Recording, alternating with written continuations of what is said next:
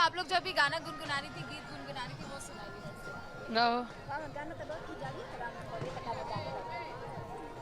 गंगा मई के ऊंचिया टरगिया नैया के वेला माल नैया के वेला माला ताई रे नैया चाटिया मैया देख गंगा माई के घाट देख गंगा माई के घाट गंगा माई के उली मिल पनिया नैया के वेला माला नैया के वेला माला ताई रे नैया सूरज बाबा देख छठी माई के घाट देख गंगा माई के घाट। तो सुना आपने, देखिए छठ गीत है ये, जो कि छठ पूजा के मौके पर गाए जाते हैं। मैं आप लोगों से पूछना चाहूँगी, देखिए हम लोग अपने गांव से, अपने घर से हम दूर रहते हैं, हालांकि पूरी एक व्यवस्था यहाँ पर की जाती है जहाँ भी हम रहते हैं, लेकिन छठ पूजा का जो आनंद होता है वो अपने क्षेत्र की बात अलग होती है। छठ पूजा आप लोगों के लिए क्या है? क्योंकि हम लोग भी बचपन से लगातार देखते आ रहे, तो एक जुड़ाव हमारा भी है। हम लोग ये बहुत अच्छा है, हम लोग अच्छा करते हैं। पहले माता छठ पूजा करते हैं, अच्छे लगता है करने में, देखने में सब लोग को अच्छा लगता है। कितने साल से आप लोग यहाँ पर? हम लोग तो बहुत साल से, कम से कम 10 साल से ऊपर ही हो गया। हम लोग तब 20 साल से हैं यहाँ पर, 20 साल से। पूरी व्यवस्था आप लोगों को यहाँ? बहुत अच्छा व्यवस्था है यहाँ पे, प्रशासन खूब अच्छा व्यवस्था करते हैं, खूब अच्छा लगता है, बहुत अच्छा व्यवस्था है यहाँ पे। दीपशिखा, सुना आपने, चूंकि देखिए प्रवासी महासंघ की ओर से हर साल नोएडा स्टेडियम में छठ पूजा का आयोजन कराया जाता है, और जितने भी लोग, चाहे वो उत्तर प्रदेश के हो, बिहार के हो, पूर्वांचल के हो, झारखंड के हो, और जहां जहां पर छठ पूजा मनाई जाती है, किसी भी क्षेत्र के लोग यहां पर होते हैं, उनके लिए खास तौर पर इस कार्यक्रम का आयोजन होता है। हर साल बड़े पैमाने पर तैयारी की जाती है। एक बार फिर से आपको ये सुंदर सी तस्वीरें दिखा देते हैं, चूंकि यहाँ पर छोटे छोटे तालाब बनाए गए हैं, जिसमें माँ गंगा को भी यहाँ पर लाया गया, यानी गंगा जल को भी यहाँ पर लाया गया। वैसे तो छठ पूजा की जो परंपरा होती है, जो आदिकाल से है, अनंत काल से है, हर एक युग में इसका एक अलग यहाँ पर वर्णन जरूर मिलता है, लेकिन नदियों के किनारे सबसे पहले छठ पूजा की प्रथा शुरू हुई थी। क्योंकि अब लोग जैसे जैसे अलग अलग क्षेत्रों में, अलग अलग इलाकों में बसते जा रहे हैं, तो फिर उनके लिए भी वहाँ पर एक व्यवस्था करना अपने आप में बहुत बड़ी बात हो जाती है। तो प्रवासी महासंघ की ओर से हर साल यहाँ पर छठ पूजा के समय में अलग अलग घाट बनाए जाते हैं। आप समझिए कि कम से कम नहीं भी तो 50 ऐसे छोटे छोटे तालाब बनाए जाते हैं, जहाँ पर बड़ी संख्या में छठ पूजा करने वाले लोग पहुंचते हैं, महिलाएं पहुंचती हैं, चाहे पुरुष पहुंचते हों जी। और इसके अलावा पूरी साफ सफाई का भी एक तरफ खास ख्याल रखा जाता है, तो दूसरी तरफ पूरी एक व्यवस्था यहाँ पर की जाती है। आप देखिए फूलों से इस पूरे तालाब को सजाया गया है, और ये जो लोग हैं वो काफ़ी सारे ऐसे लोग हैं जो कि पूरी रात भर इस पानी में खड़े होते हैं और अपनी तपस्या से, अपने त्याग से भगवान को और छठी माँ को खुश करते हैं। और बस इंतज़ार अब सभी लोगों को है कि जल्दी से सूर्योदय हो, भगवान सूर्य को, उदयमान सूर्य को अर्घ्य दिया जाए, और उसी के साथ इस साल का जो छठ महाव्रत होगा वो समाप्त होगा, और फिर लोग इंतज़ार करेंगे, एक साल का लंबा इंतज़ार करेंगे, और फिर वही हर्षोल्लास आपको एक बार फिर से देखने को मिलेगी। दीपशिखा। बिल्कुल प्रीति, और देखिए समझने की कोशिश करेंगे इस पर्व के, इस महोत्सव के हर एक पहलू को, हर एक उस चीज को जिसे लोग जानने के लिए इच्छुक रहते हैं। सिंदूर लगाना हम सबने देखा है, लेकिन यहाँ पर जो सिंदूर है वो अलग तरीके से लगाया जाता है। महिलाएं आपके साथ मौजूद है, जरा इसका भी महत्व उनसे पूछिए। बिल्कुल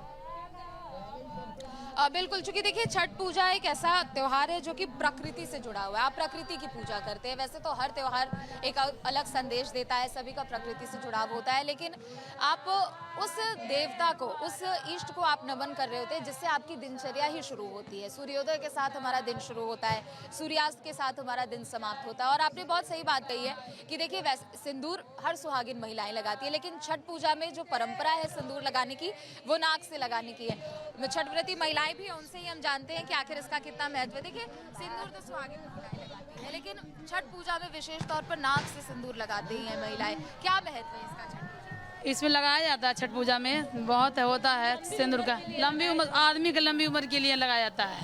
वैसे तो छठ पूजा लोग अपने घर परिवार के सुख समृद्धि के लिए, कामना के लिए करते हैं, लेकिन पुत्र के लिए भी करते हैं। कितना महत्व है? पुत्र के लिए भी मौत है, आदमी के लिए, सबके लिए अच्छा है, पूरा परिवार के लिए मौत है, बहुत अच्छा है। सब लोग करना चाहिए, जो नहीं करे उनको भी करना चाहिए, सब लोग करो, अच्छे से करो। अब तो अलग अलग जगहों पर अब छठ पूजा मनाए जाने लगे, अब चाहे विदेशों में भी लोग रहते हो, बड़े बिहार यूपी सब चारों लोग करते हर हैं। जगह हो रहा है दीदी, हर जगह हो रहा है, हर जगह करिए कहीं। पूजा का बहुत महत्व है। हाँ, बहुत महत्व छठ है। पूजा का बहुत महत्व है, बहुत करते हैं। छठ पूजा लोग जैसे मनाते हैं, एक भाव उससे जुड़ा होता है। प्रकृति का ये पूरा त्योहार है, हर एक चीज यहाँ पर आप देखिए, शुद्धता का भी खास ख्याल रखा जाता है। ठेकुआ जिसे महाप्रसाद कहते हैं, तो इस पूरी क्रिया को आप कैसे? हाँ, ठेकुआ बनाते हैं, फल फूल को सब लेके अद्वित करते हैं भगवान के पूजन।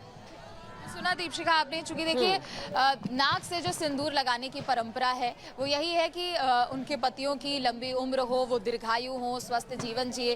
वैसे तो हम हर एक त्योहार जो भी हम व्रत रखते हैं वो अपने घर परिवार के कल्याण के लिए रखते हैं, सुख समृद्धि के लिए रखते हैं, लेकिन छठ पूजा जो खास तौर पर ये जो व्रत है, ये जो त्योहार है, आप उसका देखिएगा तो आप उसको युगों युगों में उसका वर्णन आपको मिलेगा। महाभारत काल में भी पांडवों की ओर से, द्रौपदी की ओर से छठ पूजा का व्रत किया गया। रामायण काल की बात करते हैं तो वहाँ पर माता सीता प्रभु श्री राम की ओर से छठ पूजा का व्रत किया गया। पुत्र प्राप्ति भी उसके बाद हुई। उसके बाद अगर मौजूदा समय की बात करते हैं तो आप देखिए एक पूरी परंपरा है, जहां जहां पर, चाहे वो बिहार के लोग हो, झारखंड के लोग हो, उत्तर प्रदेश के लोग हो, पूर्वांचली खास तौर पर जहां जहां पर वो रहते हैं, छठ पूजा का आनंद उसी तरीके से लेते हैं। और छठ पूजा का जो महत्व है और जो उसकी महत्ता है वो युगों युगों से तो मिलती है। भगवान शिव से भी इसका जुड़ाव इसलिए है क्योंकि भगवान शिव के जो पुत्र हैं कार्तिकेय महाराज, उनकी पत्नी कहा जाता है कि उनकी पत्नी छठी माई होती है। और दीपावली जो कि अमावस्या का दिन होता है, तो दीपावली के बाद, अमावस्या के बाद जो षष्ठी तिथि आती है, उस दिन छठ महापर्व मनाया जाता है। तो आप समझिए युगों युगों में तो इसका वर्णन जरूर है, लेकिन इसका जुड़ाव भी एक दूसरे के साथ है और घर परिवार के सुख समृद्धि के लिए, कामना के लिए। और संदेश यही है छठ पूजा का दीपशिखा। आपने देखा होगा कल शाम में भी डूबते हुए सूर्य को अर्घ दिया गया। हम कहते हैं कि उगते हुए सूर्य को तो सभी प्रणाम करते हैं, सभी उनकी पूजा करते हैं, लेकिन छठ ये संदेश देता है, ये महापर्व ये संदेश देता है कि अगर किसी व्यक्ति के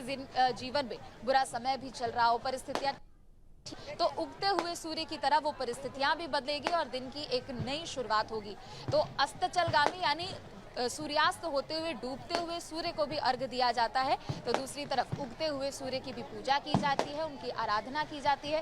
संदेश यही होता है कि आपके जीवन में कितनी भी कठिनाई क्यों ना हो, कितनी भी परेशानी क्यों ना हो, एक नया दिन जरूर निकलेगा और नए दिन के साथ सब कुछ बेहतर होगा और सारी परिस्थितियां आपके अनुकूल होगी। अब हल्की हल्की सुबह होने लगी है, हालांकि अब थोड़ा इंतजार और करना पड़ेगा। मुझे लगता है कि कुछ जगहों पर शायद सूर्य देवता ने दर्शन भी दे दिए होंगे, लेकिन हल्की हल्की अब लालिमा दिखने लगी है, दिन होने लगा है, दिन निकलने लगा है और लोगों को इंतजार है कि जैसे ही सूर्योदय होगा उसके बाद भगवान भास्कर को अर्घ्य दिया जाएगा और उसके बाद इस महापर्व का समापन भी होगा। तो एक एक तस्वीरें हैं दीपशिखा आपके सामने। बिल्कुल, ये तस्वीरें हम यहाँ पर दर्शकों को दिखा रहे हैं और जैसा कि सवाल था कि हर जगह हमें देखने को मिलता है, हर पहलू पे हमें देखने को मिलता है। छठ पर्व के इस महोत्सव में, इस उत्सव में, इस पर्व में हर एक चीज एक अलग ही तरीके की ऊर्जा देती है। ठीक उसी प्रकार जो नाक से सिंदूर लगाया जाता है, इसके पीछे की अगर हम बात करें तो आपको वो वाक्य जरूर याद आएगा जब माँ सीता से हनुमान जी ने पूछा था कि जो आप सिंदूर लगाती हैं ये क्यों लगाती हैं, तो माँ सीता ने कहा था कि सिंदूर मेरे प्रिय को प्रिय है। तो भगवान हनुमान की बात करें, उन्होंने अपने पूरे शरीर पर सिंदूर लगा लिया था। ठीक वैसे ही अगर यहाँ पर नाक से सिंदूर लगाने की परंपरा की हम बात करें तो इसलिए सिंदूर लगाया जाता है ताकि जब सूर्य किरण की लालिमा आपके चेहरे पर पड़े तो ऊर्जा पर परावर्तित होकर वो आपके शरीर में समा जाए। और वहीं दूसरी तरफ आपको ये भी बता दें कि कहा जाता है जितना लंबा आप छठ पूजा के दिनों में सिंदूर लगाते हैं उतनी ही लंबी आपके पति की जो आयु है वो होती है।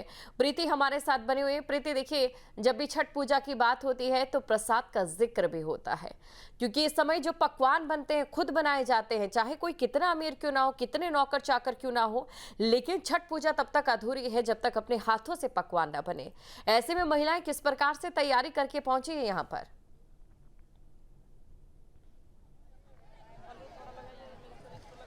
बिल्कुल, देखिए और तस्वीरें आप देख के समझिए कि पूरी तैयारी तो ये की गई है। 4 दिवसीय ये महापर्व होता है जिसकी शुरुआत होती है नहाय खाए के साथ। पहले दिन की अगर हम बात करें, चूंकि हर एक अन्न जो भी आप इस दौरान ग्रहण कर रहे होते हैं वो सभी कुछ प्रसाद बन जाता है। सबसे पहली बात अगर करें नहाय खाए के दिन की अगर हम बात करें तो कद्दू भात उस दिन सबसे पहले बनता है और छठ व्रती महिलाएं उनको ग्रहण करती हैं या फिर जो पुरुष जो भी छठ व्रत का पालन करने वाले।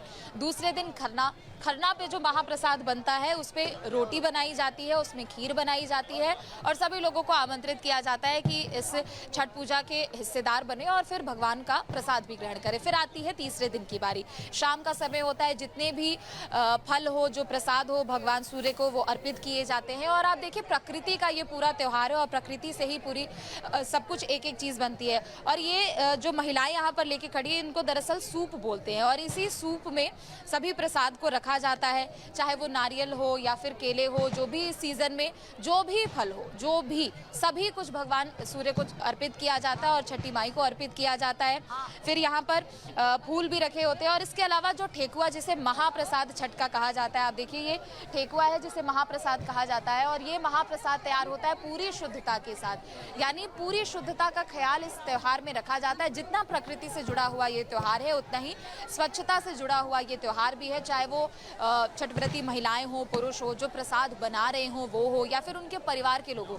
छठ पूजा के समय में शुद्धता का, पवित्रता का सबसे ज्यादा ख्याल रखा जाता है, क्योंकि आप किसी की भी अगर आप उपासना करते हैं, जहाँ भक्ति है हर शब्द में, कथाओं में छुपे हैं दिव्य रहस्य और ज्योतिष देता है जीवन को दिशा। धर्म से जुड़ी हर बातों को जानने के लिए हमारे चैनल स्तुति को सब्सक्राइब करें।